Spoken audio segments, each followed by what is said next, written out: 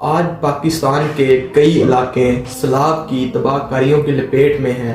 لوگ اپنے گھروں سے محروم ہو گئے ہیں، بچے بھوکے ہیں، ماں باپ بے سہارا ہیں۔ یہ منظر دیکھ کر دل خون کے آنسو روتا ہے۔ قرآن مجید میں اللہ تعالیٰ نے فرمایا، اور ہم تمہیں آزمائیں گے خوف سے، بھوک سے، مال اور جان اور پھلوں کی کمی سے، اور صبر کرنے والوں کو خوشخبری دے دو۔ اللہ تعالیٰ نے فرمایا ہے یہ آفت اللہ تعالیٰ کی طرف سے آزمائش ہے، مگر مومن کا کام ہے کہ وہ صبر کرے اور دوسروں کی مدد کے لیے۔ رسول اللہ نے فرمایا جو شخص اپنے بھائی کی حاجت پوری کرے اللہ اس کی حاجت پوری کرے گا۔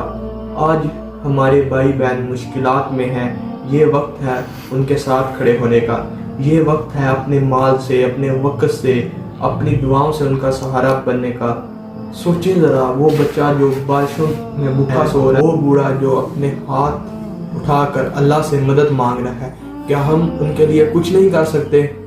پاکستان ہمیشہ مشکل وقت سے نکلا ہے اور یہ قوم پھر سے اٹھے گی اگر ہم سب مل کر ایک دوسرے کا سہارا ساتھ دیں، ایک دوسرے کے دکھ کو اپنا دکھ سمجھیں۔ قرآن مجید ہمیں سکھاتا ہے کہ نیکی اور تقوی پر ایک دوسرے کی مدد کرو۔